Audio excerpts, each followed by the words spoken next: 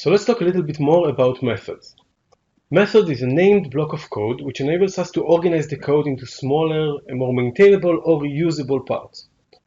For example, we have this code over here that we may feel that it's a bit too long, and we would like to split it into smaller, easier to read parts. For example, we can call this part of the code validate order date, and this part of the code will be validate shipper ID or validate date shipper. So let's see how we do that. When we write a method, we can say, first of all, the access modifier. In our case, I want to have private because I only want to use it in this controller. Void is the return type because I don't need any return type. And then I'm going to say validate order date. Okay, so I've created this little method for us, and I can take the code from here and place it here, and then call the method that I've just created in our own saving row. Let's build this, and we see that it's okay. Now let's review what we've done. And let's do it like side by side. So we created a method called validate order date. I think it's a bit cumbersome here, but so let's close this view. I don't like the diff view. Not for what we've done now. So I've created a method called validate order date. Okay, and we are calling it here. So when the code gets here, it will actually go and call this code, okay, before calling the next line over here. It's just a matter of organizing the code, and this is what we need to understand about method. It's a better way of organizing the code. Now, I've stated the modifier.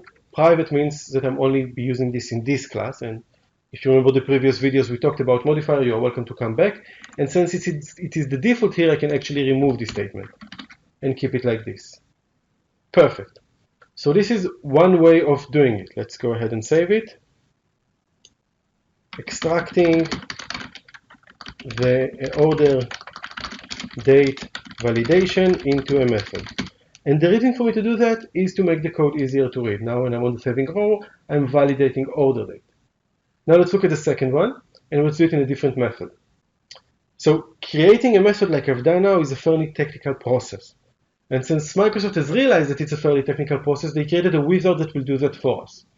All we need to do is highlight a piece of the code, okay, and then press Control dot, which will open this little light bulb and adjust and suggest to us whether or not we want to extract the method. So we're going to say yes, extract method, and it allows us to name the method.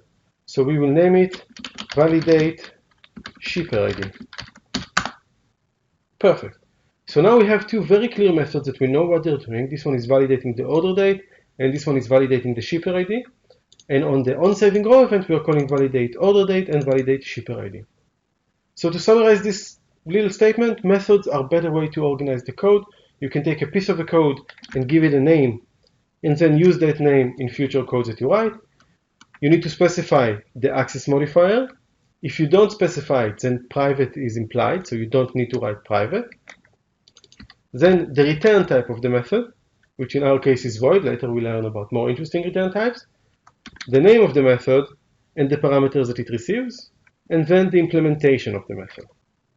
Okay, and when you write code in .NET, you write it in methods. So welcome to methods.